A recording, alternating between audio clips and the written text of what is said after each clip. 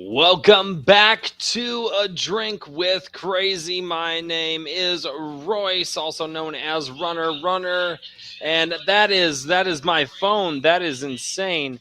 And thank you guys so much for checking out D&D Tuesdays. We are back with the infamous Convoy Bebop, and he is over there on that way. Oh boy, that's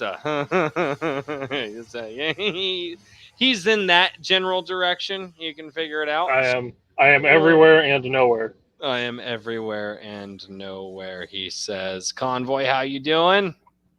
Doing good. Different truck. And what's the light on? There you go. And we are also joined I am going to be by shrouded in darkness. somebody who is not here anymore. Oh, shrouded in darkness. I have become the darkness. I am now evil. And we are also joined by Nicholas James, 95. Find him. Oh, God. I just want to... I wish I could take a picture of what I see, because I have my phone set up on a break thing. So I see Royce just fine, I see me just fine, and I see from here to here of Nick. So I just see his big old forehead. Is that a landing strip? Are we looking at the surface of one of Jupiter's moons? Hey, how's it going? What's going on? And let's say hello to the chat. Hello, chat. Hello, Nikita. Hello, Vanna. How are you doing this evening? Anybody else that's got nothing better to do on a Tuesday? Yeah, whatever. What do you think to do on a Tuesday? Nothing happens. There's a whole Psycho Stick song about Tuesday if you want to listen. Oh, God. Only thing that I know from Psycho Stick is I like beer. Beer is me. Wait, that's a very old song. I'm drunk to be. Yes, yeah, and it's the best song. Oh, God. Yes, it's the one they're most notable for. They made a lot of good ones. It's one of my favorite bands. But yeah, they have a song called Tuesday. I've heard of them. I just haven't listened to them. Also, I like how the part you remember from the beer song, Nick, is the literal end. Yes. Yeah, I know. Oh, God. So, how has your guys' week been? I know we were gonna go on Thursday, and then life basically kicked 2 out of the 3 of us in the balls. Like, I was ready to do it, but I know the 2. Like, Bill was tired. You were dealing with some stuff, Nick, and I was also tired, but I wasn't. I was like, nah. Like, if the guys want to do it, like, I'm gonna do it. And then you were like, nah, bro, I can't. And then Bill was like, I'm tired, and I was like, yes, I have an excuse. Well, for the rest of the chat, I'll remember literally a couple, like 2 weeks ago when I had a fuel injector go bad on the truck. Well, hey, guess what? They fixed that, and it worked real great for a week and a half, and another one started to go bad. Oh, God. So I am now in a completely different truck with a completely different engine and a completely different everything. So this one's going to last longer because it just got rebuilt. There you go. Literally put back together, not yesterday, Monday, but the previous Thursday? Yeah, right. Thursday, because I picked it up on a Friday. There you go. So it's a little different, but I got new headphones. I only have Taco Bell.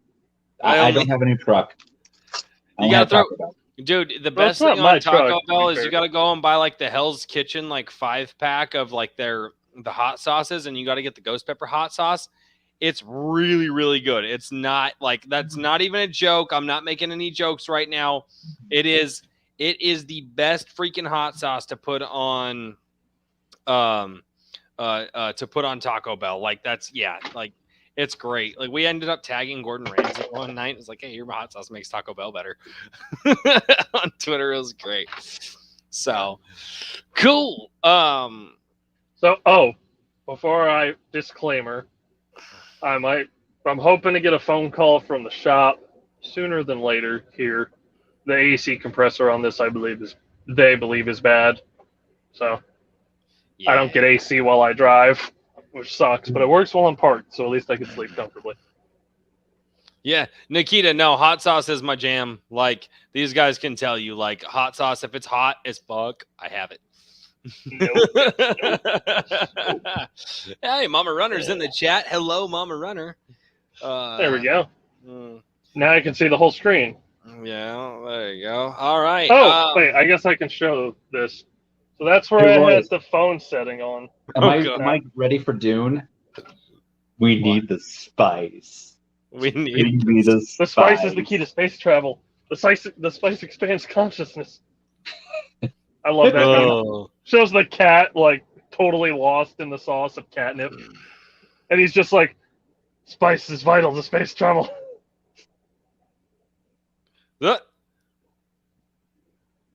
Oh, Okay. why we have to keep you company on the way to Walmart? All right, Albany's on a fetch quest, Yep. Fetch quest.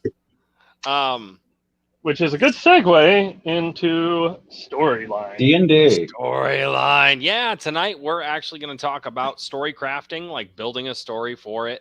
How Everybody it crack affects open a the cold one. world, like how it affect how the world will change around the story, or how the world will make the story change, and then also the DM versus the players. Because one thing you can't go. I have seen too many memes. You both post them, and it's always like, my DM does this thing, me being over here, and it's usually this person being over here being a snarky bastard.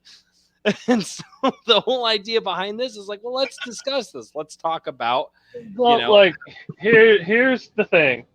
It's not necessarily meant to be DM versus Nikita's also shopping. But it's not necessarily meant to be player versus DM. No. But if you turn into a confrontational player, the DM has much more resources than you do to throw at your ass. So we just like we had in the last discussion, it's like, oh, you're being a super cocky at level 10? Here you go, one if you want to Tarrasque. Leave me alone. Yeah. So, Royce, what I ended up bringing over is my DM book. This is where I write all of my crazy story ideas and bullshit. So, real quick. So it's like a brainstorm book. Yes, it's pretty much just a brainstorm book that has a lot of crap in it. Hey, Kitsukaro Katsunagi is in the chat. Oi, hey Chase, how you doing, Mike? How you doing? I can't do it. I can't. Well, I probably could. I'd have to practice. I mean, like, thank you, Tom. Like, It's actually not that hard to do. Wait, I had. wait, is that Kiwi? I saw the Is that weirdest. Kiwi? Oh, no, that's more. It's more Batman. I've heard the weirdest explanation for how to do an Australian accent. What's and that? It was just British but add Southern twang, and it's like, I'm like, I hate it, but it's not. The dumbest way I've heard to get into an Australian accent is say wombat, didgeridoo, but then you need to make it sound like you're kind of like you have something hot on your tongue and you can't really use it that much. I have hot stuff on my tongue all the time. That doesn't make any sense to me at all. Hey, don't talk about that. I just think of Michael Caine. I was going to say, quit flexing. There was a man who had a tangerine. Well, have you seen that? I'll tell you right now. Have you seen the tangerine video? No. Oh my goodness! It came out a year after. It was no, you just You know what, Roy? We are less than 10 minutes in, ladies and gentlemen, and already completely off track. Welcome to A Drink with Tracy. Shut up, Michael Caine's a great actor. Like, hi, Ronna, is what I'm going to do for you a little bit of that. All right. What I'm going to do is I will just use my Michael Caine voice for the entire time. You got to hear Bill's Michael Caine voice, dude. Bill's Michael Caine voice is killer. Bill, you got come on, Convoy. Oh, it's not the Michael Caine voice. It was the voice I made for my Dragon board. I know that's what we've been over this conversation. It was kind of a little bit grog with something else, and you turn it into this Michael Caine thing. It's like, I'm not trying to do Michael Caine. This is just a voice that I do. Sounds like, though. He doesn't really... If we're talking about here, so that we're going to try and do our own version of grog, I've got to yours is much closer. Wait, hold on, Nick. If we ever get to a point where we're doing a campaign, we have to come across a wild horde of indiscriminate rednecks. You're right now, son. We gonna get humming of a hum now. My daughter wife will come over there and beat you in the face with a broomstick that her brother daddy made. Hold on. Can the rednecks complain about kobolds taking their jobs? They're doing it damn The Cooper's trick or jeeps.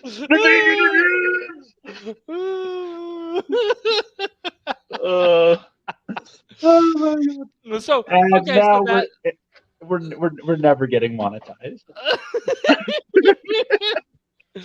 And that's where we get to thank today's sponsor, literally nobody, because we're unknown at the moment. Now we're thanking our day's sponsor, Raid Shadow Legends. No. Play the Today game. we're thanking Hold our on. sponsors, our jobs. Thank you, Jobs, for hiring us. We're doing a fake sponsor bit. Can I borrow your I phone don't with want Raid a Shadow job. I want Legends to be on on it? unemployment like the other people. I'm kidding. No, we're not So- going down that rabbit hole. No. I was joking with for anybody. I don't know. So I don't know which headphone has the mic, but Julia actually plays Raid. So I'm like, hey, we're doing a fake sponsor bit. Can I have your phone? Oh yeah, Okay. yeah. So, But no, Royce, well, I mean, but that gets into it, right? Like we'll just sitting here riffing on it, like, you know, the DM has to come up with interesting people and things for you to engage with in the story when they're crafting it. So, wow. so I'll tell you Oh this. no. When There's you so are- much again winging it. You have no idea. So, Royce, I will tell you this, and this should be the golden rule for DMs. Make a plan. Expect the plan to backfire. Make a second plan. Bring that second plan to the table. Say, screw this. Throw all the plans out and say, one second. Here's the plan. Wing it. Wing it. Yeah. Yep. No, and so like, so I've talked with Bill, and it seems like DMs can get like really into their role. Like, I'm gonna build this world, it's gonna be awesome. One of the things that I want to ask, this is something stupid, right? Hold on, wait, this is something stupid. Then now we're going into Tolkien levels of deep here, right? When thinking about how you're crafting this adventure, and I don't know if they have a preset thing, and I'm sure that they do. But do you think about the landscape of where you're dropping them in, the world that you've built, where the mountains are, northwest, east, or south, where the plains can be, where rivers are? Like, do you go that deep? Because, I mean, essentially, D&D was created from Tolkien fans. I do know that much. I know very little, but I do know that modern fairy story, as Tolkien would call them. But, like, I mean, keep in mind, like, Tolkien drew the maps of Middle Earth, right? Yeah. And so do DMs kind of have I kind of have an idea of what, or do you just, hey, we're going to head this direction and something's going to be there? So Multiple things here. Yeah. So here, I'll start first off and tell you this, that history-wise, D&D was created because Gary Gygax wanted a wargaming thing where he could throw elves and dwarves in. That's literally it. Yeah. But then the first... It was definitely inspired by Tolkien, because if you remember, Gygax and D&D got sued by the Tolkien estate for calling them hobbits at first. Yep. And that's why they call them halflings. Yep. Yes. But the other thing that it's not really a hard line for DMs is you could get the DM that just basically says, I'm going to let the dice completely decide. I've met DMs where they will literally just kind of random roll everything on a piece of paper and then draw around it, and this is your map. I've also seen DMs where they will literally 20 minutes before the game just kind of roll 20 different dice and decide, okay, this is the landscape you're going to be dealing with. And then I'm going to just let my imagination go off from there. Then you have DMs like me, which have spent 4 years now really building this world and kind of idolizing it. And I have what it is 60,000 years into the future, and then what it is now. Sorry. And real quick, I have a desk lamp here that it's like, and then sometimes it goes, and then it's really, really bright in my eyes. So I'm going to be doing a lot of flinching. Fair. Go on. But what I think, if you are a starting DM, do not fall into the pit trap of going too big too fast. Here's a very good example of that. His hand. Yep. Yes, exactly. Anyway, as a new DM, and I mean this in a very nice way, and I'm not down talking the name that is about to come out of my mouth, because I love the guy. Don't try to be Matt Mercer on your first fucking game. Yes. The man literally does this for a living, has 2 campaigns, and not including time streamed, or including time streamed, like 12 years of DMing. He had a plot line in campaign 2 that came from a character's mother that went missing in campaign 1 30 in-game years prior to this happening, and he looped it all fucking together. So people watch Critical Role though and try to do that, and then either players or the DMs get disappointed that they can't be this guy. It's like he is a professional voice actor who gets paid to do Dungeons and Dragons. Like, who also reads astrophysics for his free time. Oh yeah. Where the fuck is somebody who's begun? Oh, that's the steering wheel. I've started writing my own just fantasy stuff. And part of what was important to me was kind of understanding a landscape and like where the story was. So I actually sat there and just rough sketched out landscapes where the mountains were, the forests were, where the Great Plains, the colder areas. I actually sketched all this out in order to tell my story, and my sketchbooks got lost in the move, so I don't actually have them anymore, which I need. I need to go find them throughout the house, but I have books. I have song books. I have books where I've literally drawn out this stuff. I have where I've written out my cliff notes and my basic storylines and how I start off this stuff, and it's all handwritten. It's all handwritten. When I write, like, writing is a really, really, really cathartic thing to do. And so I'd get these books and I just sit there and I just write, and I actually had a storyline that could connect into 2 different timelines here. I had to write the history of the world that I was building, and then here was the main story that I wanted to tell, and I was writing those simultaneously, and I can't find my freaking books anymore. And then obviously in one of them I had the maps in and all that, but it was the way that the way that the gods worked, and not gods, that's deities. The way that the deities worked. Thank you. The way that the deities worked and where they came from, and kind of how everything got structured and how things just boiled down.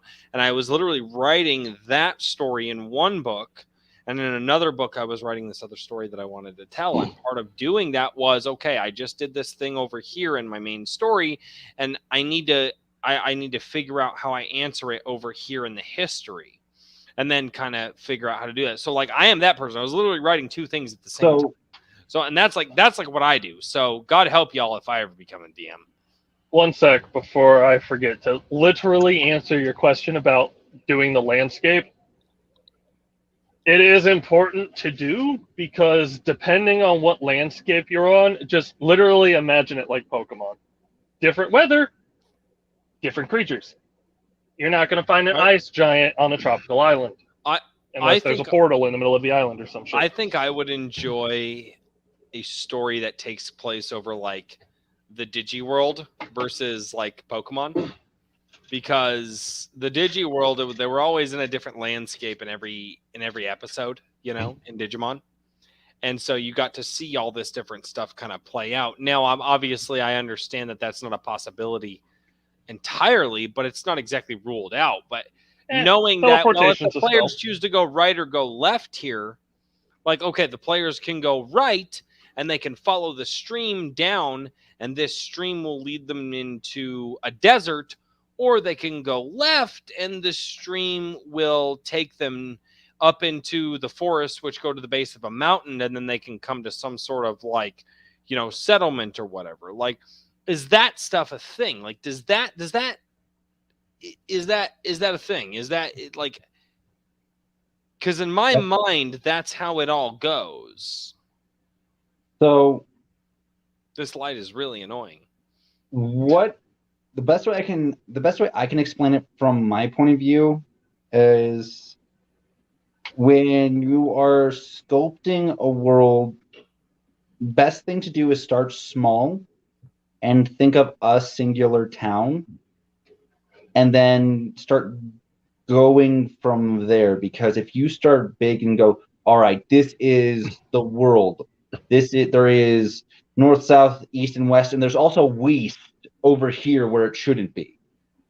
There is seven oceans. There is 19 different major plains already on this continent, with 90% of those plains being just sheer mountains. And you can go, okay, well, this one's gonna have fire. That's not plains though, because plains aren't. I'm talking the D&D version of plains, where you have like the plane of fire, the fire plane, yeah, elemental planes, not the planes of existence. You're not using the geographical terms. You're using I'm using the D&D term because it means like the plane of fire, the plane of ice, the plane of water, wind, blah blah blah blah blah. And then you can, like, if you go that crazy that fast, then you start to go into what I like to call the tailspin, where you're trying to do too much too fast and you're burning out. Which then when you actually start to get to the game and you get so utterly excited, so utterly just bombastic, then you start going, this isn't what I wanted. Or you get so excited for one part that you do this turns into what I call things that you don't do, period. Railroad the party. Yep. You basically force them to go the way you want, and it's like, no, if it's not fun. No, I mean, I will. You're muted. You're muted. You're muted. Sorry, I was cracking a beer a little while ago, and I don't like that sound to come. It's loud. It's annoying. This is not a good head setup. But I feel like so here's the way that I think of it, right? Is you go, okay, I have a general story I want to go for. Yes. General. And I say general because general. General story? You got to basically here's where I get. I'm going to start my players off here. The end boss bad guy is here. How the F we get there? That's all in the dice. But where I'm at is if I'm starting my characters off here, I'm going to be the guy that sits down and I'm not a good drawer, but I can draw landscapes and make stuff. And I'm going to get a big old, sheet of paper, and I'm going to build the land. I'm going to draw it out. Right. I'm going to do that. And then I'll have little like sub papers, like sub sheets that when, we get to like certain areas or major points, and I'll kind of like remember like what I say. Like I'd be like, okay, well, we're going to start the guys here. It's some beach somewhere. Come up with a reason. Why are they on a beach? I don't know. Drunken party, right? There was a massive bonfire. It was a drunken party. There's some magic users there. Somebody cast a spell, whatever, right? All right. And then it says for every hour of gameplay, DM has 2 hours of prep time for the next session. See, so he gets what I'm saying. Thank you, Mr. Slayer. That's like crunch time numbers. And that's like crunch time numbers. So I had a 2-part session that took a total of 4 hours of real life game time, like real life time. I spent 2 weeks, and that wasn't even a real campaign. It was a part inside somebody else's world. I spent 2 weeks every day after work. So I'll be honest with you, that doesn't like just talking on his time frame there. In the beginning, yes. When you have big major points, yes. Then you can have this whole thing was a major point in my defense. Yeah, you can also have weird moments where you're just like, okay, you know what? I'm going to just pull everything out my butt the entire session and just go with it. Every DM will have those sessions. There's no way around it. Well, no. And that's a total thing. All I'm talking about right now is the landscape. Just basically the DM he got a map here. And whatever the dice roll, but the DM can literally like just do some dotted lines on a paper. Like, oh, they go from here to here. Or they're traveling to this area. Or however it works out. But like that's how because just like I feel like coming up with the landscape is really important. And I don't know why this is so important to me. Maybe it's because I have the Lord of the Rings at the house and I've literally stared at that map for hours and just going, oh my God, this guy really thought it out. You know what I mean? Right. And that could be a failing of me. That could be like, nah, dude, you're thinking way too much into it. Like, don't go that far. I don't know. But I feel like landscape, and this is just one of the things I thought was really, really important. The only point that becomes too far is when you, as the DM, lose interest. That's the point that becomes too far. Like if you want to go Matt Mercer levels of detail where you are basically thinking, okay, I have the entirety of the map. I know what this peak, this random little peak right here, what's all happening there. I know what's deep under the caverns of this mountain hall that you can't see on the map. Like, and you already have a map for everything a year in advance. Yes. Like this man had professionally printed up maps at Kinko's made for this shit, dude. Like full size maps done. Well, but that's good. You can go Matt Mercer levels of things. And I still say Matt Mercer is the professor DM. He is. I literally don't know who you're talking about right now. So I know. You I know definitely heard his voice. He is the voice of Levi. Oh. Yep. In the American dub, yes. Yeah. He was so that's and like so some of the and like for example it's a group of voice actors that play, and I know I've talked to you about this, Royce. I know I've talked to you about the people that play in the game because we've talked about Laura Bailey a bunch and how she's Kid Trunks. She's one of the players. And here's the thing, like she's one of the players. As bad as The Last of Us 2 Don't bring Laura Bailey did a good job with the role she was given. Yeah, and I appreciate her for this. So Last of Us 2 bad game. Oh, you can't hold the actors up to the crap that they're given. But like she just knocked that out of a park. Her voice good acting does not a good script make. Huh? Yeah. Good acting does not a good script make. No, it does not. But no, that's what I was trying to say. The whole of Critical Role is 99% voice actors. No, or just actors in general. And so I guess I would look at it this way, and I'll end the Might guy as well. I have not seen My Hero Academia. I know about it, Mr. Slayer. That's Naruto. No, Might guy is My Hero Academia. Nope, it is Naruto. No, Guy. Yeah, Might guy is a person. Yep, you're thinking of All Might, Royce. You're All Might. Sorry. All Might. No, this is Might Guy. Oh, wait, my bad. They actually had All Might and Might Guy fight in Death Battle on YouTube. That's why you're thinking. That's why. For every hour game. Okay, Tim. Yeah, we got that already. Yeah, we already saw that one. So, so here's where I'm at. Is I think that for story crafting purposes, it's really, really important to have a landscape. Yes. Hold on. And this is my personal thing, and I'm going to end it here on the landscape thing because I want to go into actual like story at this point. But I think having a general idea of the landscape and like where your characters are matters. And then obviously as a DM, like if you're like, okay, well, I obviously know that the big bad is at this point here, so I need to do something to lead them there. That's fine. Obviously, you have to do that as a DM. That's your job. And if your characters get too unruly, well, you just have somebody come up and bonk them on the back of the head in a bar while they're enjoying a drink, and then, hey, we'll get them there in some random way. But I think that understanding the landscape of the world that you are having your characters travel through is important. Now, again, I don't care so much about making them go to certain points. But just knowing geographically where they are is very important to me.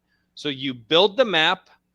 You as the DM say, I'm going to drop them off here. And then between here and the big bad, let's let the dice do the work. Yeah. That would be my approach. So because landscape is important to me. Geography is important. Knowing the peaks, knowing the mountains, knowing and you can craft a story around these places and even name these places, Phoenix Peak, well, why do we call it Phoenix Peak? Well, this is where the Great Phoenix Battle happened. Wait, there was a Phoenix Battle? Why? I don't know, dude. I just thought about it like 2 seconds ago. Like, you know what I mean? Like, just something like that. Let me tell you a couple things real quick. So I'm going to give you a couple examples here on how to bring story elements into things from just sheer geography. So when I was crafting my map of my world called Azora, I made 3 major points first and foremost, and then I added a 4th later on because a friend of mine was joining. The first major point that I made was my first ever character's homeland, what I always imagined it being, like in its absolute prime before it was destroyed. Then I created, okay, we need a capital of the entire continent. Okay, that's this over here. You know what? I want to make a council of dragons. It's going to be over here. And then a friend of mine, I wanted her to join the campaign because she needs friends. And I thought my group of D&D friends would be a really good outlet. So I'm like, okay, what I'm going to do, you already have this entire history. I'm going to use that to get you into the campaign. And then I'm going to create a story in my world around that so that my friends that you're meeting can kind of get an idea of who you are, because this is predominantly your idea. So when you have somebody who gets so into the geography of a mountain that is supposed to be so treacherous, a landscape that is just so bristling cold. Hold on. I need to pause you there. I never said that. I did not say that. I said that come up with the geography and then make it up kind of as you go. Yes. So yes, we know there's mountains over here, but it's not predetermined that they're treacherous.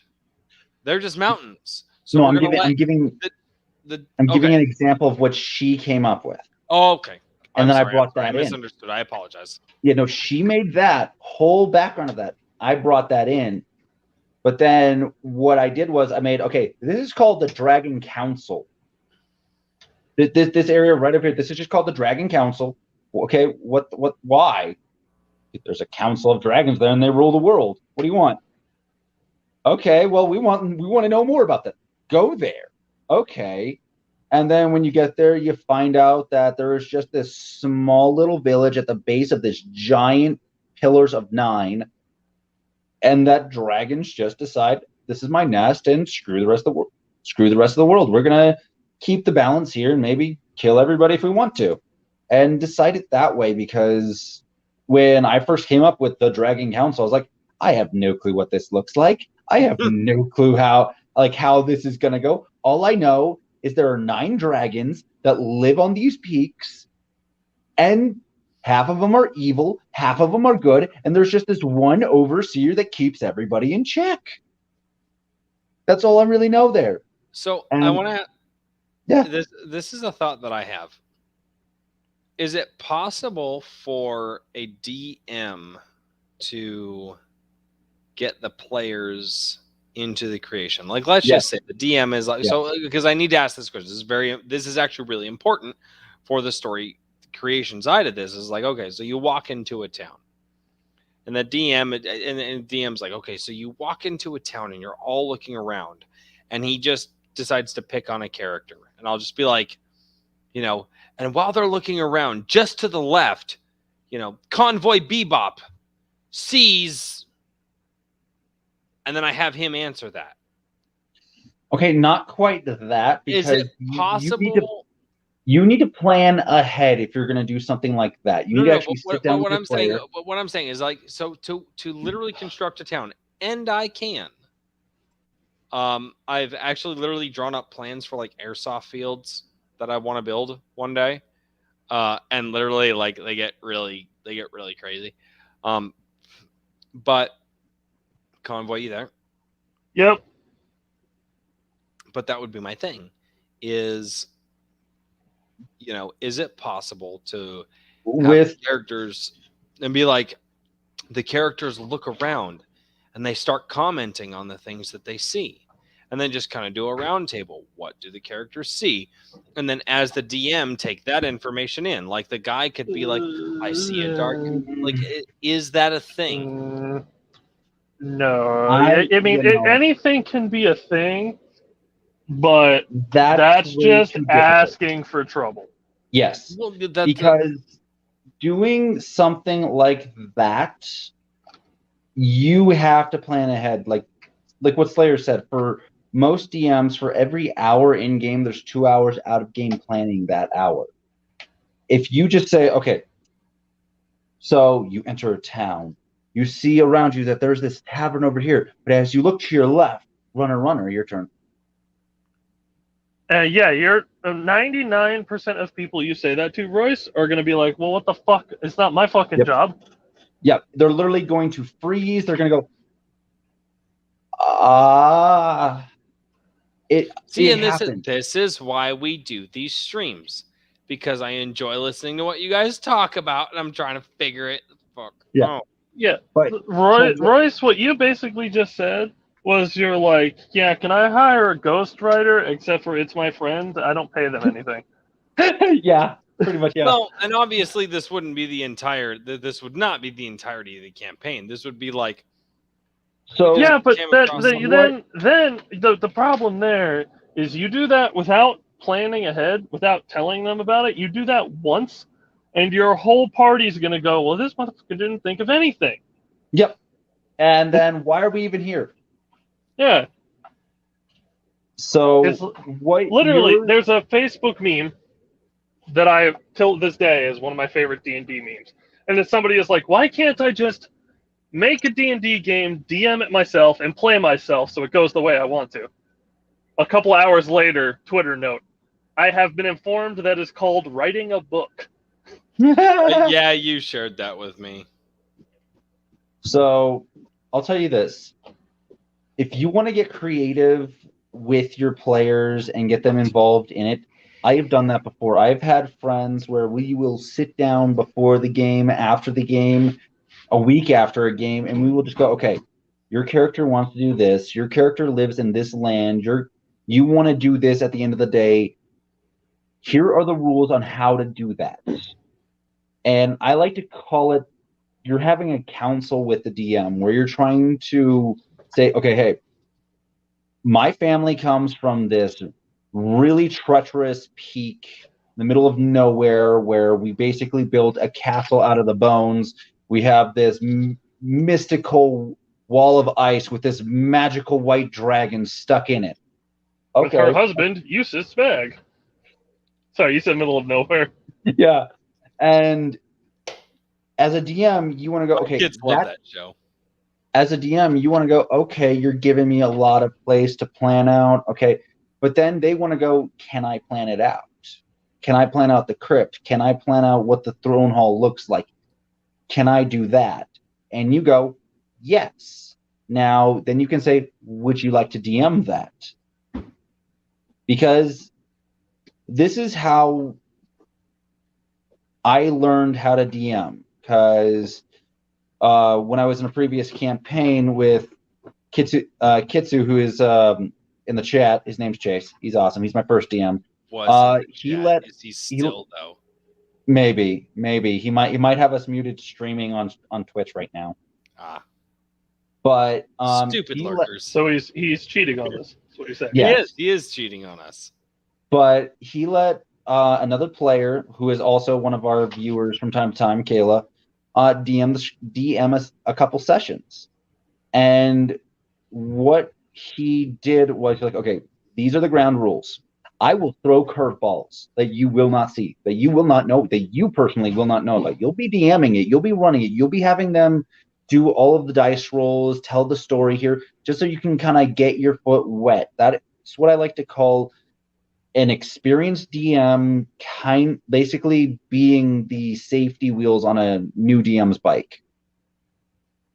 Because you're letting them, like, whenever a good DM will see a new DM kind of go, okay, they're stuttering, they're stalling, they step in. But that gives a new DM a chance to kind of step up and be like, okay, I can plan out this throne room. I can plan out the dungeon in all 700 rooms. And then you go, okay, maybe slow down on the 700 rooms. Let's start with 12.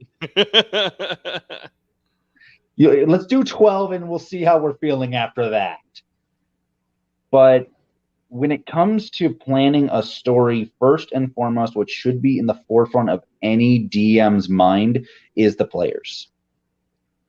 Because at the end of the day, we are just a bunch of dumbasses sitting around a table making pretend with each other, playing make-believe with each other in our minds. And if we're not going to give those people that do have their weird quirks, because I will tell you, you find anybody who plays D&D, they have some social defect. They have something that kind of makes it weird for them to interact with people. They have something that makes it weird for them to interact in the real world. They might have too much of a stressful life, blah, blah, blah, blah. There's some social defect there, and D&D is just an outlet. So if you go, okay, my first and foremost as a DM is to make it so that you are able to step out of your 9-to-5 job and go, I killed a damn dragon, and now I'm wearing its skin and using its hide as my weapon. Try me. I mean, there is nothing more delightful in the world to be able to go, hey, man, do you remember last Thursday when we got together and, like, we were planning on going to kill, like, this evil overlord, but instead we decided to, like, play pinochle in a tavern and we got really drunk at the table? It happens, like, because there will be sessions where you will not do anything. You'll literally spend an entire session in a tavern. Royce, can you highlight that chat that just came up real quick? What happened?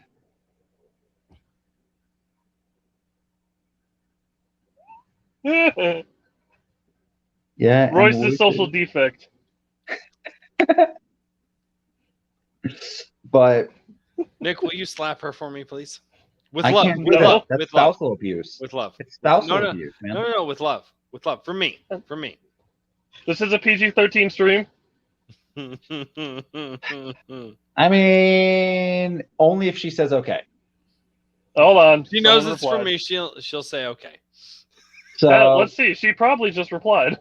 Yeah, she said lol. She did. She said lol. Oh God. Yeah, so Slayer actually brings up a really good point here. He brings up a really good point right here, right now, is that creating a one-shot, it's beautiful. When you're coming up with a campaign, like I said at the very beginning of this stream, is think small instead of so grand.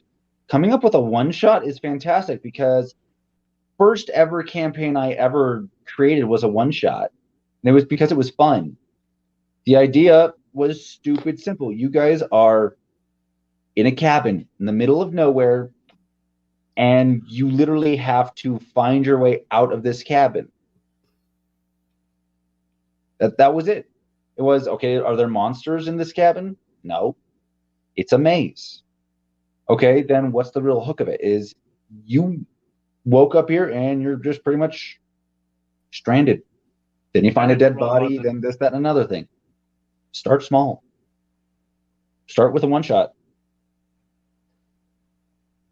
So for anyone that is, Nick, do you use this on your phone? No, you're on a tablet. Yeah, I'm on a tablet. It's an Android, right? Yeah, it's an Android tablet, though, right? You notice how the chat button and the leave button are really close together? Yeah. Yeah, that's what just happened. I'm like, I went to go hit it, and it's like, goodbye. I'm like, no. No, I am on a Surface Pro. Yeah, no, you're on a mini computer. Yeah, essentially, yes.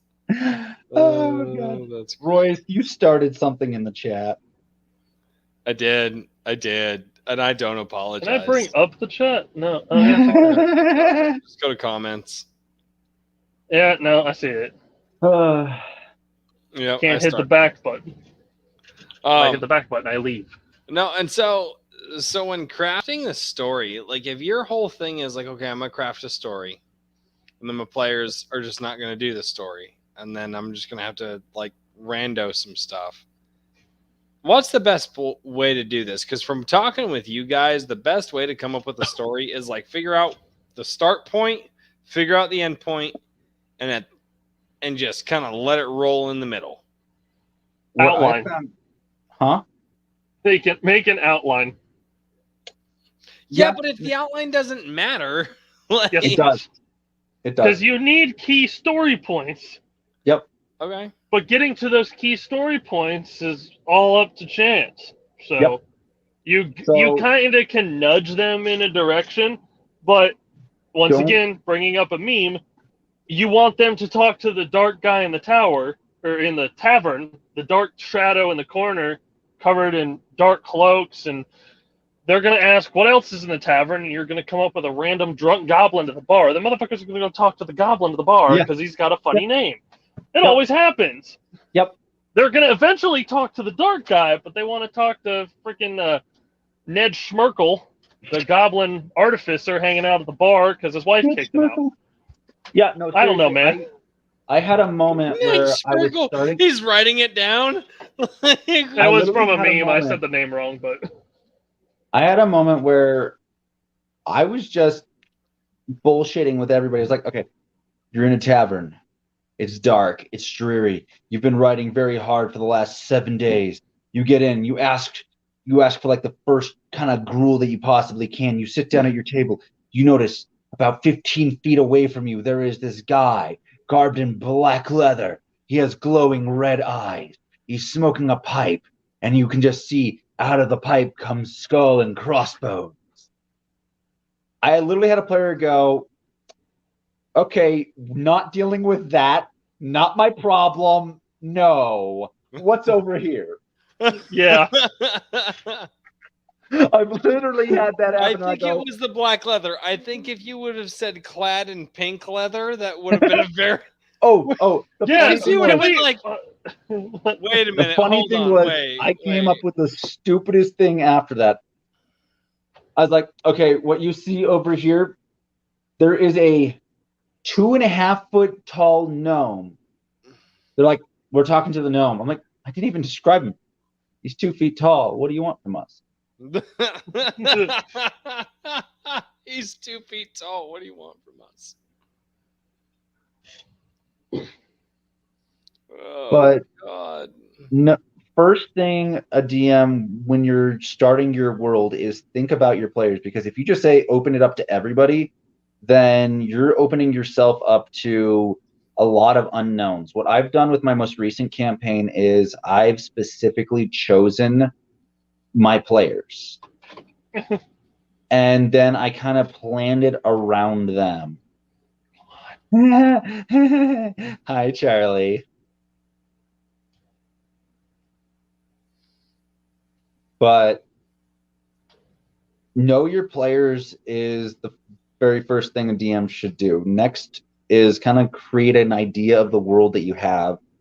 Then after that is populate the world. What does this region do? Just keep it very generic and basic. And from there, just start going, okay, what is the story I want to tell? Do I want it to be a tragedy? Do I want it to be a drama? Do I want it to be an extreme comedy? Have an idea. How much of my character's backstories do I want to use against them when we get going? Exactly. I mean, because there's never a DM that doesn't do that. I mean, it's definitely not like I'm totally convinced a player to go super rage mode early on, focus only on himself so that the rest of the party can slowly turn against him, and then later on turn him into a villain. No, I would never do that. Never encourage them to go down the super selfish path just because I already knew that they were going to move to California and then eventually be able to let the party kill them. No. Me never. You're an a-hole. I know. I know. It's like, dude, I totally know. Nick, for that you need my lighting. Yes. Bill, all I see is like red forehead over here somewhere. Well, exactly, because it's Nick. Oh, God. Yeah, I don't have good lighting options in this. Yeah, but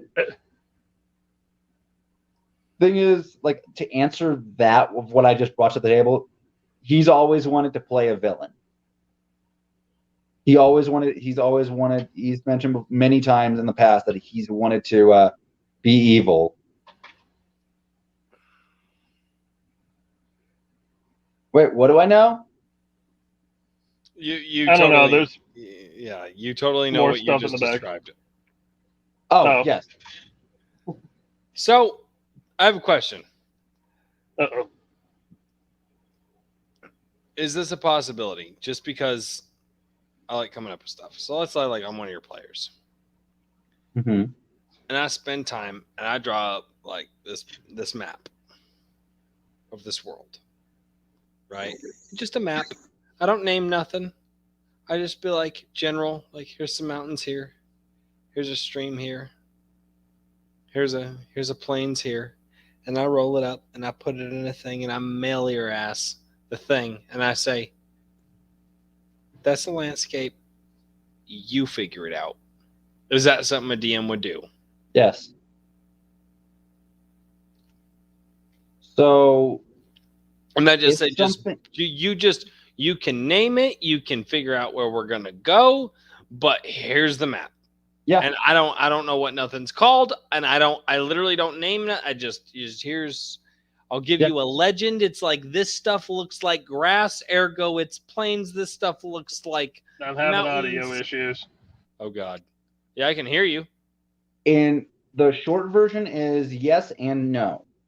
The long version is anybody creative can do that. Anybody creative could take a map and just say, I'm going to add whatever I want to it. Not every DM will be able to just get a random map and say, I'm going to turn this into a world. But yet you will still find a lot of DMs be able to go, okay, here is a random squiggle that my daughter drew up 3 years ago, and this kind of looks like a strange world, and I'm going to populate it. Creativity comes in 1,000 different ways. And really, being a DM is just being able to describe your imagination for other people, and then hoping that they're interested enough so that they can interact with the world that you made. Because honestly, me wanting to DM literally started for me going, hey, there's a Lovecraftian creature called the Yellow King. I want to create a world around that, except I don't want it to be horror. I want him to be horror, but I want the rest of the world to just be messed up. And it spiraled from there because one thing I read, like, the Yellow King. I know nothing about this creature whatsoever, but I want to create my own thing around that name. This is literally how I created my world. Thought of 5 separate gems and was like, okay, he's trapped. He needs 5 gems. The party needs to collect them because he's going to trick them into getting the gems for him. And they're actually helping the big bad evil guy. They just don't know it yet. And doing dumb stuff like that, because at the end of the day, for me personally, when I create my world, I always think, will my players enjoy this? Will they laugh at this? Or will they think this is dumb and pretty much I'll just have to try better? And I'm lucky enough to have really awesome players that go, no, this is fun. I get to do stupid stuff. I get to be weird. And I get to let my crazy out. But when creating a world, it's ultimately about your players because they are who are inhabiting it. Okay, so Bill, as a guy who's done more playing than DMing, what's important to you about story building and like receiving the story instead of giving the story? Oh God, my bad. I'm sorry. This is gonna be this. The explanation and the answer I came up with is not going to make Nick's noise any less. I just want to have fun.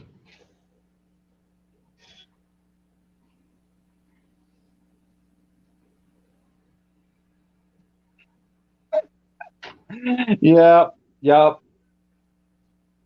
So Really you just want to have fun. You're just like, nah, bro. Yeah, so Whatever your mindscape is, I'm down. To an extent, Royce. like, Hold on, let Bill go. Let Bill go. No, I'm waiting. What? what? Oh no, I'm waiting. I'm waiting. Okay. Now I've lost what I was going to say because I'm very exhausted.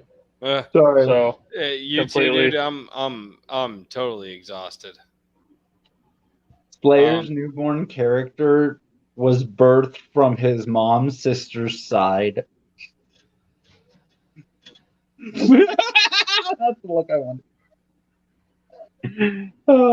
Anywho, so Bill, and it's not disturbing at all. I promise. You just having fun with whatever the DM is coming up with. To an extent. To an extent. Like, it comes with personal preference for people. Like, I'm not a big fan of an entire session of combat. Yeah. Like, I'd like to do something else for 5 hours instead of just fight. But some people like that. But sometimes all role play isn't good either, because you want to have some action in there. This sounds like we're talking to a teenager about the birds and the bees. Anyway, continuing. It's all just up to people.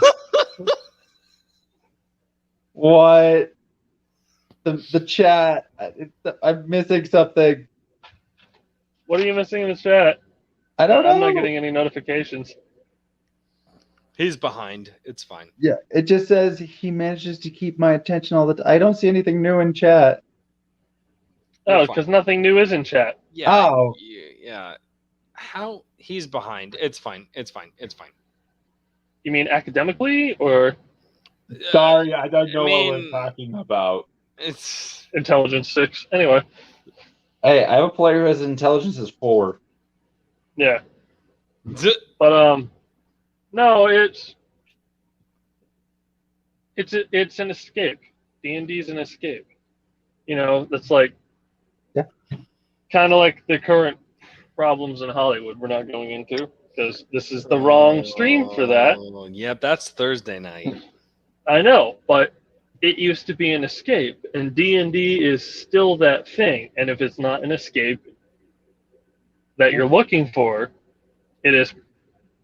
Obviously, some people who are with like DMs that they've known their whole life or something, it's harder to do. But if you're not enjoying the game and you don't want to be there, don't be there. If you're not being EA Sports, then you're just not in the game.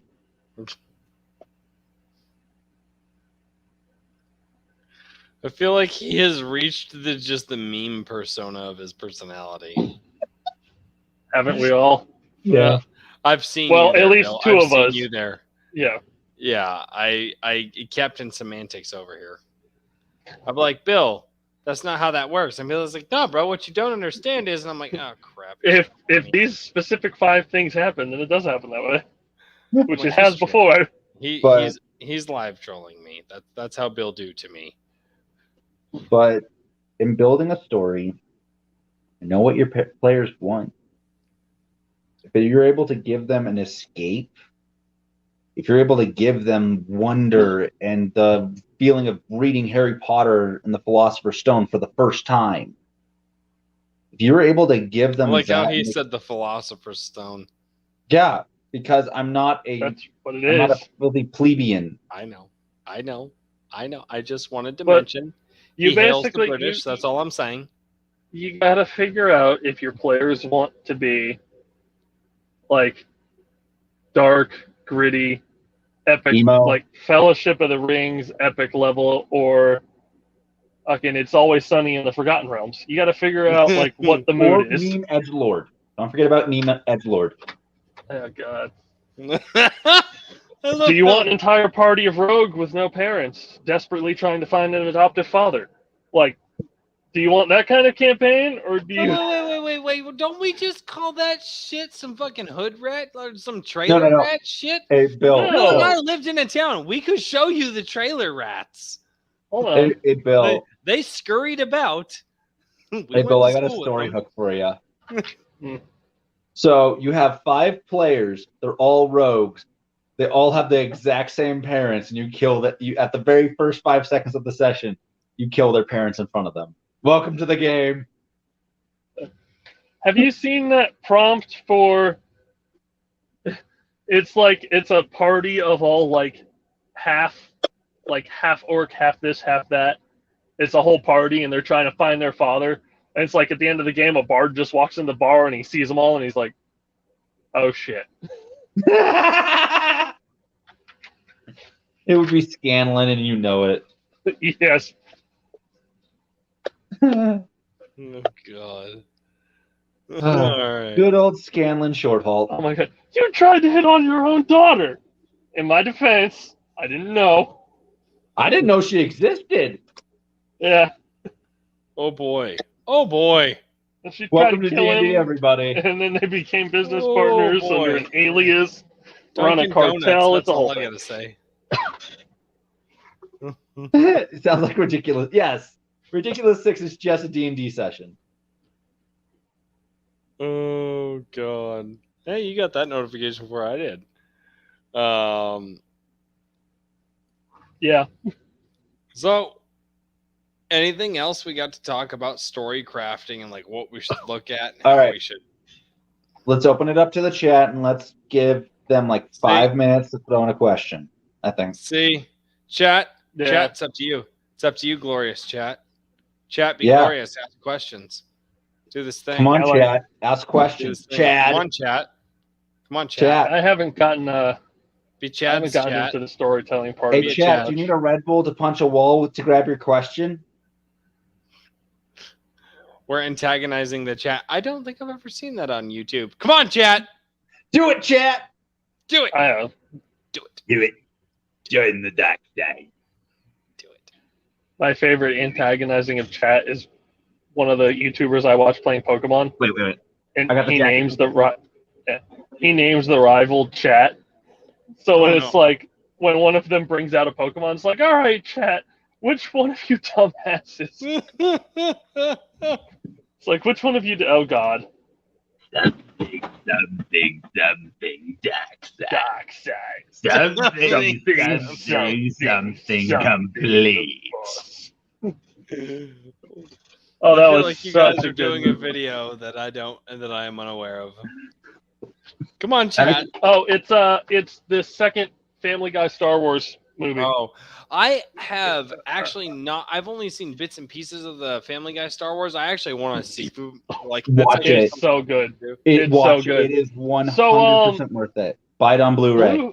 So what's really cool is No. Yeah. the first one. And Yeah. I think Jeremy Johns' takes as of recent have been not. Oh no, these are old. These are older. Yeah, no, this is old. It's very old. But But I will also like, tell you so this. the first. Go ahead. I will tell you this. Something dark side. But so the I'm good first. now. Oh, what's this one? If they die, you probably set it too high. Yeah, pretty much. I will legit throw Orcus the Demon wait. King. Wait. It feels like you find some stuff out after the fact. Yeah. So here, I will literally throw Orcus, the Lord of the Undead, at a party of level 3s and say good luck.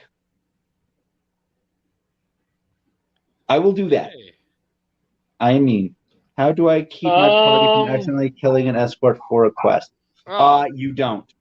Make the escort a so fake creature that can die and regenerate. escort quest? Make I'm the just that guy. escort Like, a goblin with colorful hair. can I just kill the escort? No. I get it. Like, it's our quest. Well, I you do that? can, but You No, won't it's get gonna the be worse. gold. I for you hate in the long run. escort quests. No, they weren't fun. The only game that they were fun in was possibly Vice City, because you had to escort around Love Fist and Candy Sucks. Like, that's it. Those are the only 2 games that were like possibly good with escort missions. Back to the first question. Basically, look at a monster and say, "This sounds fun. Let's do this." And then just go, okay, are they going to kill it? Are they going to run from it? Or are they going to try and interact with it? Because if they're going to kill it, yeah, just basically go, no, flick, and be like, okay, you guys wake up in a town 70 miles from now, 70 miles from here. Or go, okay, we're going to start off the campaign with screw you and you're dead. It really depends, because a good DM will say, hey, this looks cool. This sounds fun. I don't care that it's CR29. I'm just going to go and be like, okay, I'm going to bring it down to like a CR9 so you guys have a chance to beat it. But at the same time, you really shouldn't. Bill, where are you at with this? Reminds me of one of my DMs. The two giant anacondas, a gnome and a halfling. He's like, "Are you sure you don't want to fight the snakes?" I'm like, "Shut the fuck up, Alex. No." And then the halfling's like, "I can set the trees on fire as a distraction." I'm like, "You do anything, I am going to cast Hold Person on your short ass. Let me talk to the snakes. I am a druid partially. I can talk to animals." Completely avoided fight for 2 hours. Okay, you want to know what I really want to do? My DM came to me at the end. He's like, "I don't know how you managed to do that." I'm like, "I don't want to fight giant snakes." Okay, you want to know what I really want to do? I want to get 5 DMs into a room together, and I want them to decide, okay, we're each going to plan one session, but you can't start planning your session till the end of this session. And then just kind of go like, okay, DM number 1, DM number 2. Okay, DM so that's what they did to Star Wars. I'm going to be real with you. That is not a rant that you want me to go on. No, that's not. They might have done that's not even different. You don't even this want is to know. different. This is so we're not doing different. Star Wars. Different. This is different. This is bullshit. Trust me. This is way different. Like, this is like that's what apples they said and too. elephants. It's going to be amazing. It's like Yeah, well, here's the difference, Royce. D&D doesn't have an agenda. I mean, I feel like I've met like you and Nick, and if you guys are DMing some stuff, you guys totally have an agenda. And my agenda is to make sure my players die and have fun dying. Have fun dying. Yeah. Die or have fun trying. But, so how would you know which ability you need to negate in that random encounter? For an example, a Tarrasque was chosen. So in a situation like that, I'm just going to throw CR10 at a Tarrasque. What I'm going to do is get rid of the magic resistance. Yeah, I was going to say some of the immunities, probably some of the resistances too. Yeah, the non-magical ones. I'd make it like a very baby young Tarrasque as an example. Like it obviously doesn't have all of its normal abilities type thing. Pretty much, it's just going to try and eat you, and that's all you really need to be afraid of is don't let it eat you. Yeah, it would still have. I think it would still have the like physical damage resistance because that's more of like a hide build thing. But like it wouldn't have its magical resistances yet because it's a child. Yeah. Also, you'd make the party feel bad for you killing a play baby. with the baby Trask? Yeah. Oh yeah. Like, hey, you just killed a baby Tarrasque, and guess what? It was born last Thursday. It was already 14 feet tall. Yeah, but guess what? You get to deal with its 50-foot tall mom now. Yeah, I'm mad. But what if I decide that I found some berries and I'm trying to play with it instead of make it pissed or kill it? Tarrasques don't really have a consciousness like that. They're very primal. They're very much, I eat you, you are food. So what if I stab one of my teammates and run away? What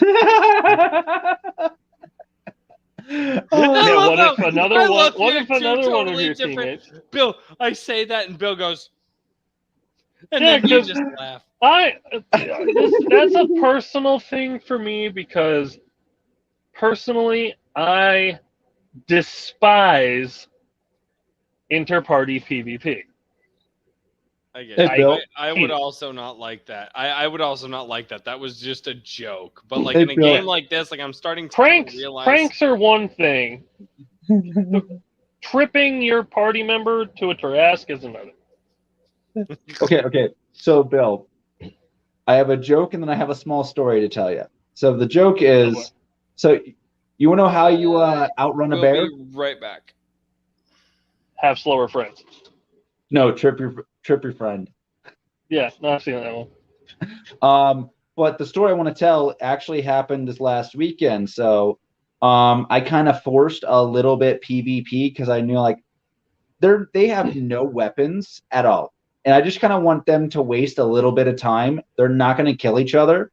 Like the odds of them killing each other is like so utterly slim. And it was just funny to watch one of my party members kind of go like, "That's a 1." I'm like, "Yeah." And he kind of goes over to another party, like, stop hurting my friends. Well, context is context. Yeah. Like some PvP I've done, like I said, the bard was playing at a bar and went to hit on a. He got like this fucking some potion from what we had learned later on in the campaign was a hag.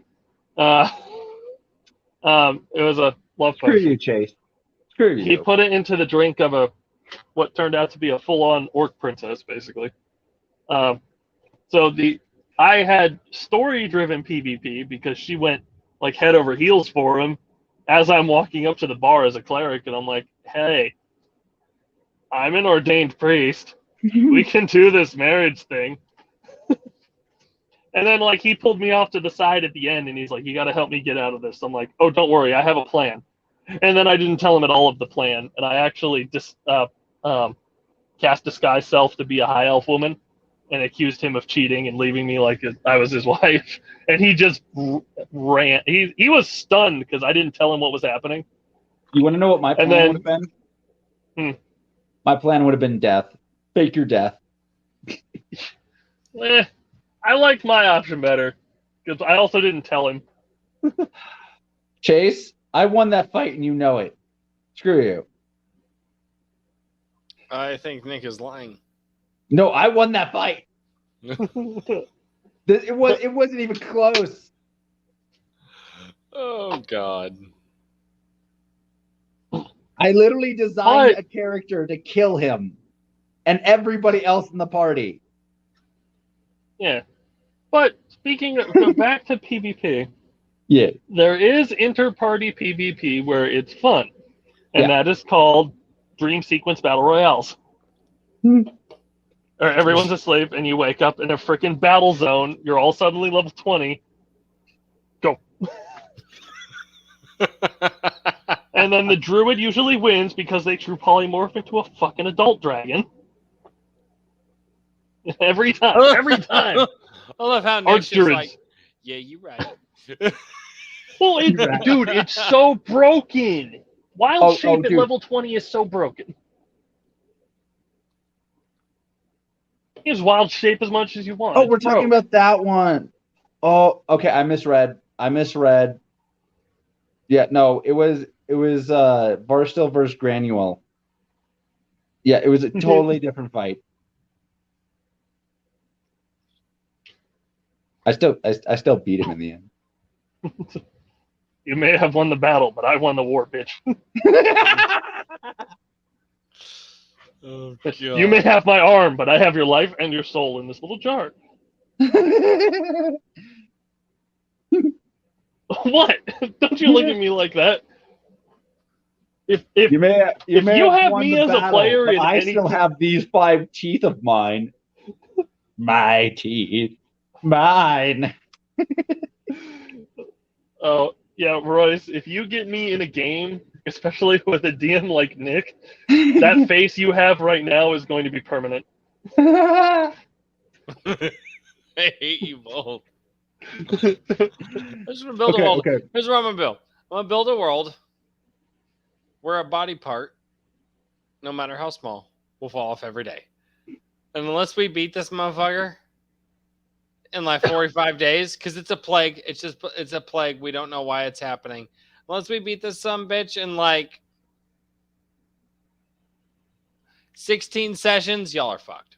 So, Bill, I'll tell you this. Also, you can get like metal magical like Full Metal Alchemist limbs. Royce, real quick to completely counter your argument, I'll play a Warforged. I am a robot. I am a robot. So, Bill, get this. So, I have a player who is, well, most of my players are massive weebs, but I have a player who is without a doubt the biggest weeb I know. So, what do I do? I that's say, racist. No, it's nah, not. he's not Asian. No. You know what a weeaboo is, Royce. It's not right. That's why I said it that way. I am well aware what a weeb is. What weeb I is what decided we to do- used to pick on in high school. Even me, and I wasn't popular. So here's what I did. I You went, both hey, just fucking... do you want to have anime powers? Because guess what? I'm giving you anime powers. He goes, and I'm just like, you want a Susanoo? Baby, I'm gonna get you a Susanoo. Mm-hmm. You want to be able to shoot black flames out of your left eye? I'll let you do it. Yeah, but here's the one problem. You get the tragic anime main character backstory. Your parents are gone, you're missing an arm, and you're the spawn of Satan. Better yet. I feel like that's like, Dante. His parent is his mom's sister. He was a Warforged, then basically lost his body, so she had to then use her side to create his new form. What? It makes sense. Just don't think about it too hard. I don't understand. No, Royce, see, you don't and that's understand my D&D problem enough, is like I sense. can't, because you'd be like, the DM would be like, you have to do this thing. I was like, wait, hold on a minute, hold on.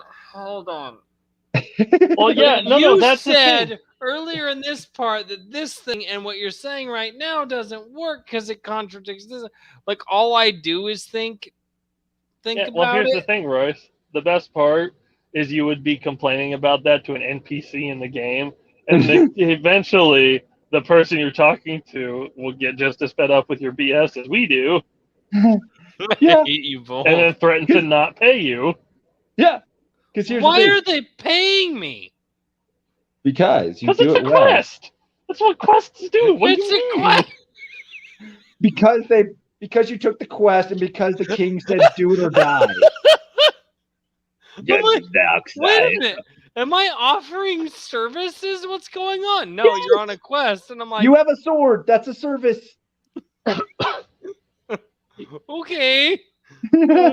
Royce does not understand how Acquisition Incorporated works. Senpai? You basically read a help wanted board and go do stuff and get paid for it. That is most of D&D. Hey, Oh, wow. Royce, can you do me a favor? Yep. Can you highlight the last comment, please? I have noticed you. That is not how you spell that. I know. I know. Oh, God. My mom is my sister and I have no die. Dad. Yeah. This sounds like some freaking Athena springing out of Zeus's forehead shit. It pretty much is, yeah. I am so lost. Yep. Welcome to D&D, right? Yep. Where the story is made up and I nothing have else matters. such a fucking blast. The story's made up and the experience points don't matter. Yeah. Speaking of which, while we're talking about storytelling, what is your preferred method of leveling up? Is it experience points or milestones? Yes. Right now I like milestones just because I can plan a little bit more around what I want to do and kind of get them where I want to go. But at the same time, with experience points, I've taken it a little bit more out of giving experience points for killing things and more for the role play and how they go about doing things so that they can still level up at the pace they want to go. And they could probably get further than where I plan the campaign to go. Because I love when in video games and anything, I can just go, I side quested the shit out of this. You're level 20. I'm level 47. Screw you. Which is what Rice does in everything. Bill gets so pissed at me. Interesting. Bill Roy, gets so mad at me because like What- we're playing freaking like Pokemon Sword and Shield. Royce, And we he's like, cannot fight Chase. He's too Asian for us. His I'll nickname literally is the Asian. well, I thought it was you can't fuck on me. But yeah, no, Royce is that person that wants to be like 15 levels over for a gym, and then there's my ass 3 gyms ahead of him, 5 levels lower than he is. No. Bill does not like how I do games. I You can take fight too him long. methodically and get everything. Yeah. Well, no. here's the thing, Royce. It's like you want me to help you. I don't feel like waiting 45 minutes for you to be ready for the help again. So I'm gonna fuck off and do it tomorrow. He Don't worry, literally Bill. tricked me. Is like, no, dude, if you go here, he goes, nah, bro, if you go here, like it unlocks some other stuff. And I was like, oh, that's cool. Like I should do that. And I went to it, and he tricked me into going to the first gym, and I was like, Bill, you son of a bitch. Yeah, I'm like, if you go here, Because there's I was like there's higher 5 level. levels lower than I wanted to be.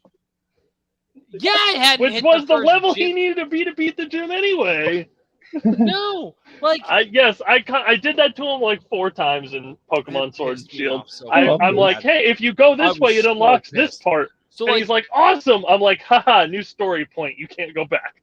all right, it pissed me off so bad because usually I hit gyms at like 10 levels higher than I need to be. Because then I just go in and it's like, oh, I don't have the type advantage. Oops. Boom, Yeah. You're dead. And then Bill's just like, no. And so now I'm rolling into I stuff. like the challenge. I actually have to care about type advantage. Screw you, Bill. Oh, but Royce actually has to play with the mechanics the game wants him to. I did play with the mechanics the game wanted me to. I No. leveled up and then I moved forward. Hey, Royce, you're playing with the big boys now. I'm gonna beat the fuck out of both of you. I Beat the fuck out of both of you. I will have drive. I one don't other give a thing fuck. to say to you, Royce. I drive. What? Long live the king. No, that was a terrible Scar impression. I was not trying. I just want you to look at Bill. Long live the king. What? You're the What? king. Getting Royce to do something he doesn't want to do. Oh god. Oh god. Well, he never played the game, and by the time that he got to it, I had beat it like 6 months prior. So... She's just fucking... Yeah. It was harder to get. It was harder to get back than it was to leave, which should really describe most of people's emotional states and relationships. Hey, Kitsuragi, question for you. So, say you have a party of 9, and all of them are standing in a room. They have only 3 things here. They have a door, they have a chair, they have a window. What are they doing for the next 2 hours? Discussing whether or not they're going to go through the door, sit on the No. I know. I don't even know the whole story to this, and I have a good feeling I know what the answer is going to be. Okay, Bill. So what is the answer here, Bill? Yeah, Bill, what's the answer? You figure out what's up with the chair in a room by itself. Yeah.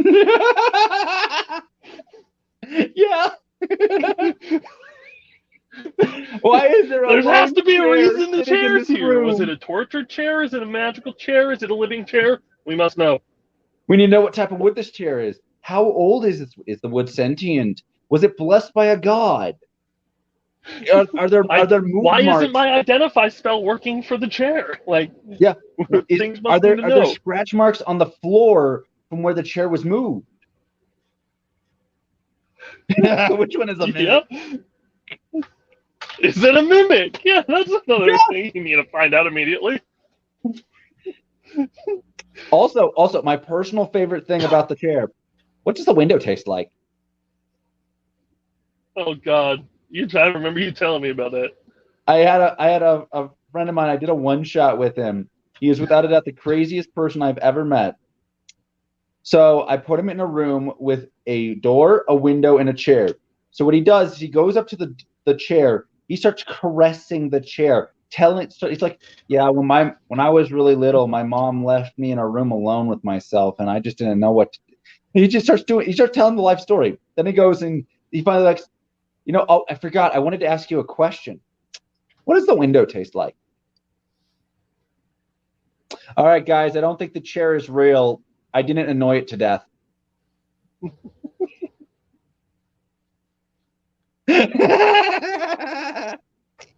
Yes.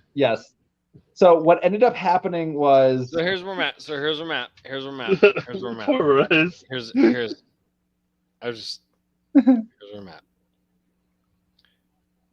Y'all are a bunch of freaks.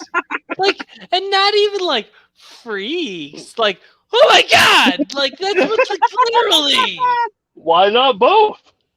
No, not both. We have firmly established. Royce, just join the Bard College and then become both. Oh, yeah. Which college? Yes. Is Bard a race or is that a class? It's a class. So I can be like a half angel, half man Bard? Yes. I might do that because I'm already there. I'm already there anyway. You're a singer and a guitar player. It's perfect for you. You serenade people.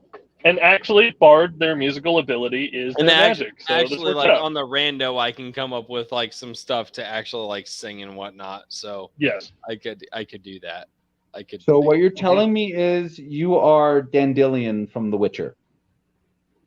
I have not played The Witcher, nor have I read the books.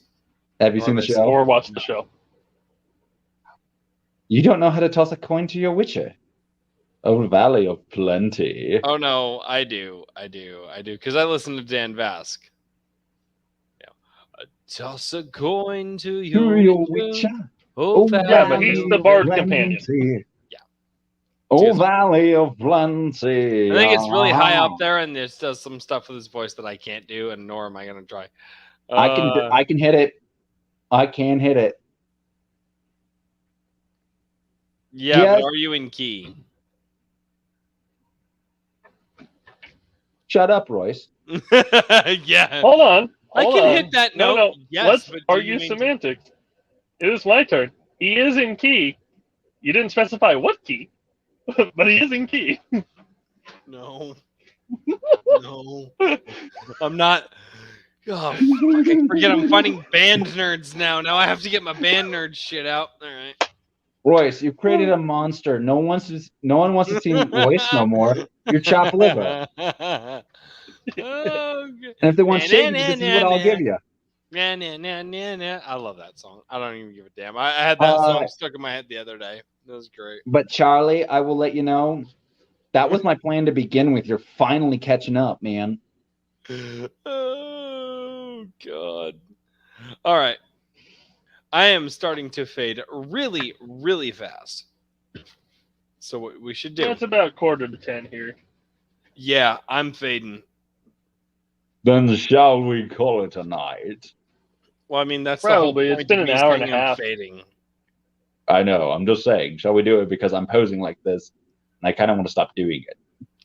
I mean, yeah, you can stop anytime you want. I don't want to until the stream ends. Oh, fuck it. Oh, dude. cool. Let's just... Should you and I just like mute cut it off stream and just go to bed and we'll just leave it stream and he has to sit there all night? Okay, there we go. Done. All right, cool. You got it to freeze. That's cheating. Yep. No, Royce, he cheated. And I have it up on that. That's great. And I have it up on my phone too. All right, guys. Anything you want to shout out before we decide to get off of the streams? I think I know Royce and I kind of talked about it, but we're gonna start trying to do actual videos on the channel again. Yeah, no, it would be great to do videos on the channel again. I'm so down.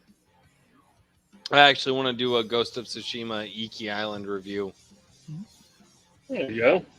So, because I'm going through it through my third time now. So, yeah.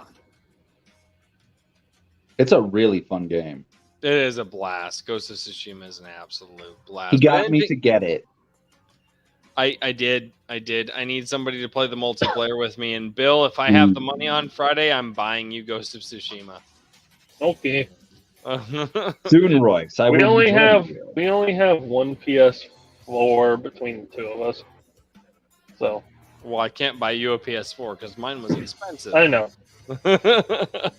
Yeah, no. Well, Julia's broke a long time ago, and then we sold it for bills to somebody. So she's been playing mine, and I'm currently having problems logging into my PlayStation account for some reason. So that's wonderful. That's a whole fucking thing. Oh God! But, all right, is there anything you guys want to plug for the night? Only thing I want to plug is this awesome guy right here. His name is Treebeard, and he has real eyes. The only thing I want to plug is my headset's dying.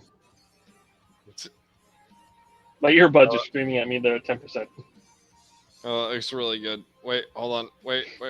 Wrong. Oh God, I did the wrong thing. Oh God, Worse. Whoa. Wait. Have you tried clicking on him? Just double click on him. Oh, sorry. Buttons are in the. There we go. Wait. I can just double click on people. I believe so. No, that's I cannot. Why I made it full It screen. will remove people. There we go. Well, double click yourself real quick. Give me your soul. Now, Royce is bottom. Give me your soul. Give it to me. You guys are dumb. All right, thank you all for checking out. Oh, you've seen nothing yet. Wait till my nice character. We appreciate everybody in the chat. It has been a real fun night. But until next time, thank you all for watching, and I will figure out what the hell we're talking about next week during the week.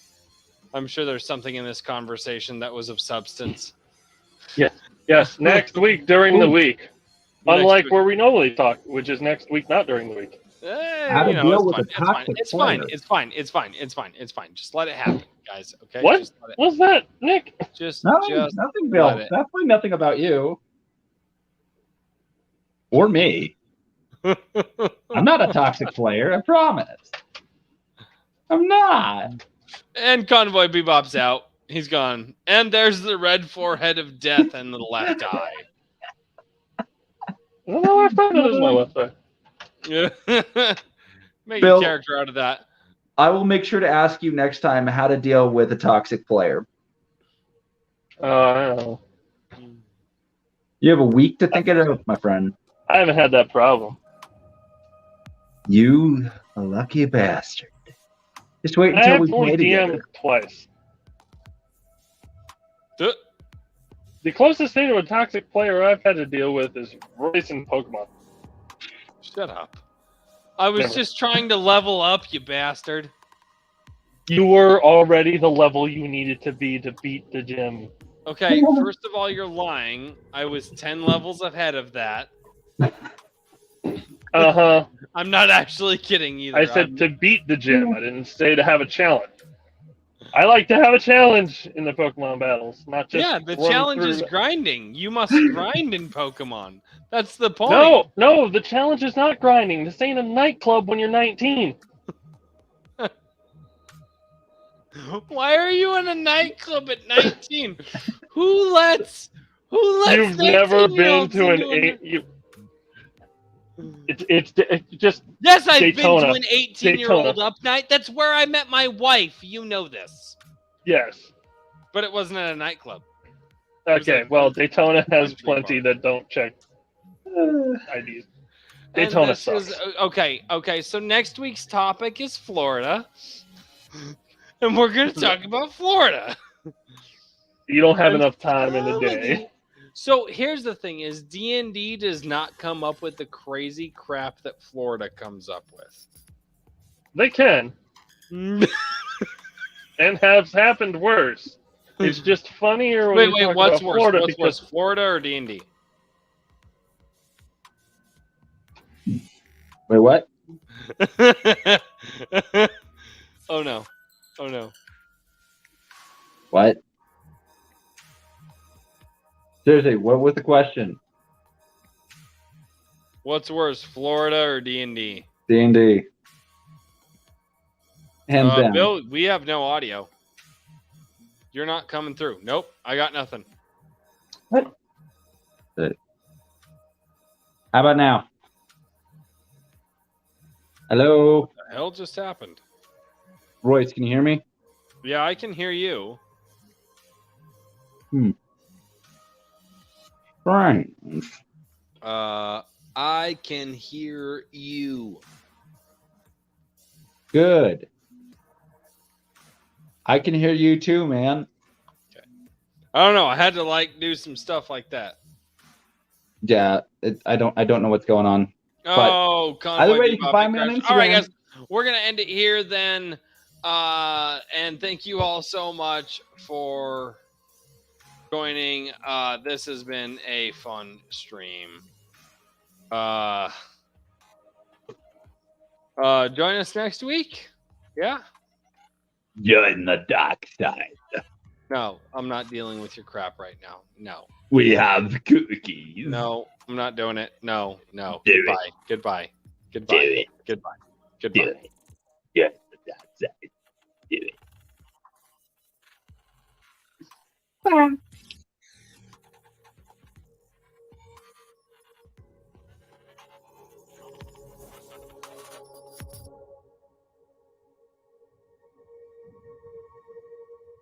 Why? Why is it still going? So now that they're gone, guys, you ever just pick up a monster manual and just go, I like this monster. This will be my squishy.